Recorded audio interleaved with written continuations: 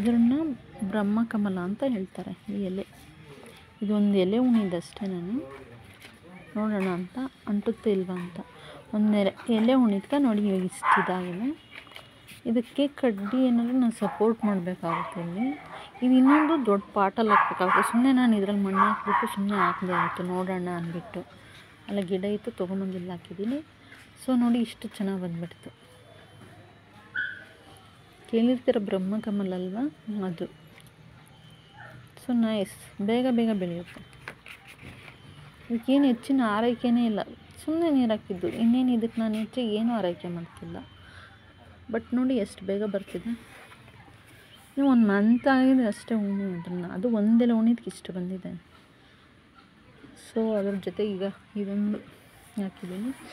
ಇದು ಬಂದು ಶೋ ಗಿಡ ಅಂತ ಹೇಳಿದ್ರು. ನಂಗೆ ತುಂಬ ಇಷ್ಟ ಆಯ್ತು. ಇದು ಇರೋದು ಲುಕ್ಕು ಚೆನ್ನಾಗಿದೆ, ಅದಕ್ಕೆ ನಾನು ಇಟ್ಕೊಂಬಂದಿದ್ದು ಹಾಕಿದೆ. ಸೊ ಈ ಪಾಟ್ಗೆ ಹಾಕಿದೆ.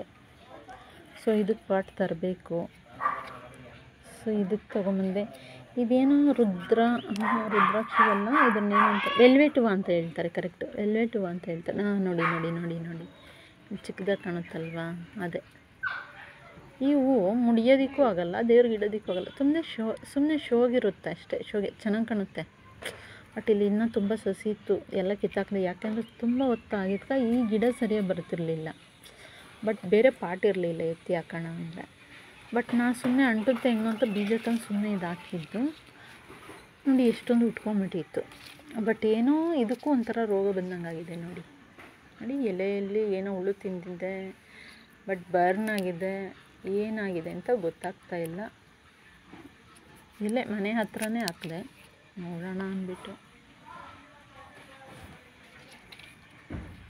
ಇನ್ನು ನಂಗೆ ಗಿಡ ಬೆಳೆಸೋದಂದ್ರೆ ತುಂಬ ಇಷ್ಟ. ಅದು ಏನೇ ಗಿಡ ಆಗಲಿ, ನನ್ನ ಗಿಡಗಳಂದರೆ ತುಂಬ ಇಷ್ಟ. ಇನ್ನೂ ನಾನು ಬೇರೆ ಕಡೆ ಇದ್ದೆ, ಚಿಕ್ಕಬಳ್ಳಾಪುರ ಇದ್ದೆ ಸ್ವಲ್ಪ ದಿನ ವರ್ಕ್ ಮೇಲೆ. ಅವಾಗಷ್ಟೇ ನಾನು ಅಲ್ಲಿದ್ದಿದ್ದು ಮನೆ ಹತ್ರ ಸ್ವಲ್ಪ ಜಾಗ ಇತ್ತು. ಆ ಸ್ವಲ್ಪ ಜಾಗದಲ್ಲೇ ನಾನು ನಿಜ ಹೇಳ್ತೀನಿ ಏನೂ ಕುಂತಿಲ್ಲ. ಸೊಪ್ಪು, ಎಲ್ಲ ಥರದ ಸೊಪ್ಪು ಬೀಜ ತೊಗೊಂಡೋಗಿ ಬೆಳ್ಕೊಳ್ತಿದ್ದೆ ನಾನೇನು ಫ್ರೆಶ್ಶಾಗಿ. ನಂಗೆ ಅವಾಗ ಅಷ್ಟೊಂದು ಐಡಿಯಾ ಇರಲಿಲ್ಲ. ವೀಡಿಯೋ ಮಾಡ್ತಿದ್ದೆ, ಬಟ್ ಆ ಫೋನ್ ಕಳೆದೋಯ್ತು ಅಂದರೆ ಯೂಟ್ಯೂಬ್ ಇರಲಿಲ್ಲ. ನಾನು ಯೂಟ್ಯೂಬ್ ಮಾಡ್ಕೊಂಡಿರಲಿಲ್ಲ ಅವಾಗ. ಸುಮ್ಮನೆ ತೆಗಿತಿದ್ದೆ, ಸ್ಟೇಟಸ್ಗೆ ಹಾಕ್ಕೊತಿದ್ದೆ. ಎಲ್ಲರೂ ನೋಡಿ ಚೆನ್ನಾಗಿದೆ ಅಂತ ಹೇಳೋರು. ಸಬ್ಬಕ್ಸಿ ಸೊಪ್ಪು, ಪಾಲಕ್, ಆಮೇಲೆ ದಂಟಿನ ಸೊಪ್ಪು ಮತ್ತು ಕೊತ್ತಂಬರಿ ಎಲ್ಲ ಒಂದಿಷ್ಟಿಷ್ಟು ಸ್ವಲ್ಪ ಒಂದು ಚಿಕ್ಕದಾಗಿ ಬೆಳ್ಕೊತಿದ್ದೆ. ಬಟ್ ನಾನು ಏನು ಮಾಡ್ತಿದ್ದೆ ಗೊತ್ತಾ, ಈ ಕಡೆ ಬೀಜ ಹಾಕಿ ಒಂದು 5-6 ಡೇಸ್ ಆಯಿತು ಅನ್ನೋಕ್ಕ ನೆಕ್ಸ್ಟ್ ಇನ್ನೊಂದು ಸ್ವಲ್ಪ ಜಗ್ತು. ಆ ಕಡೆ ಒಂದು ಸ್ವಲ್ಪ ಚಿಕ್ಕದಾಗಿ ಇದು ಮಾಡಿ ಆ ಕಡೆನೂ ಬೆಳ್ಕೊಳ್ತಿದ್ದೆ. ಯಾಕೆ ಗೊತ್ತಾ, ಇದು ಖಾಲಿ ಆಗುತ್ತೆ 5-6 ಡೇಸ್, ಒಂದು 10 ಡೇಸ್ ಅಂದ್ಕೊಳ್ಳಿ. 10 ಡೇಸ್ ಯಾಕೆಂದರೆ ಈ ಸೊಪ್ಪು ಖಾಲಿ ಮಾಡ್ಕೊಂಡು 10 ಡೇಸ್ ಬೇಕಾಗುತ್ತಲ್ವ. ತಿರ್ಗಾ ಮತ್ತೆ ಒಂದು 10 ಡೇಸ್ ಅಷ್ಟೊತ್ತಿಗೆ ನೆಕ್ಸ್ಟು ನಂಗೆ ಕೊಂಡಬಾರ್ದು, ಕೊಳ್ಳೋ ಆಗಿರಲಿಲ್ಲ. ಅದಕ್ಕೆ ತಿರ್ಗಾ ಆ ಕಡೆ ಹಾಕಿ ಬೆಳ್ಕೊಂಬಿಡ್ತಿದ್ದೆ. ಆ ಕಡೆಗೆ ರೆಡಿ ಮಾಡಿ ಇಟ್ಟಿರ್ತಿದ್ದೆ ಜಾಗ. ಮತ್ತು ಒಂದು 10 ಡೇಸ್ ಆದಮೇಲೆ ಅದನ್ನು ಹಾಕ್ಬಿಡ್ತಿದ್ದೆ. ಅದು ಹಾಕಿದಾಗ ಸೊ ಹೇಳ್ಬೇಕು ಅಂದ್ರೆ ನಾನು ಬೆಳೆದಾಗ ಅಕ್ಕಪಕ್ಕದ ಮನೆಗಳವ್ರಿಗೂ ಕೂಡ ಕೊಟ್ಟಿದ್ದೀನಿ.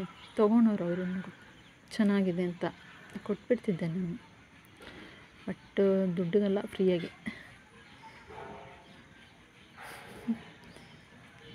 ಬಟ್ ನನಗೆ ತೋರಿಸ್ಬೇಕಂದ್ರೆ ತುಂಬ ಇಷ್ಟ ಇತ್ತು. ಇಲ್ಲೊಂದು ಆಗಲ ಗಿಡ ಆಗಿತ್ತು, ಸಖತ್ತಾಗಿ ಬೆಳೆದಿತ್ತು. ಅದೇನೋ ಇದ್ದಕ್ಕಿದ್ದಂಗೆ ಹೊರಟೋಯ್ತು ನೋಡಿ. ಈ ಶೋ ಗಿಡ ಮಾತ್ರ ಇದು ಹೋಯ್ತು ಅಂದ್ಕೊಂಡು ಇಲ್ಲ, ಇದು ಚೆನ್ನಾಗಿದೆ, ಚೆನ್ನಾಗಿ ಬರ್ತಿದ್ದೆ.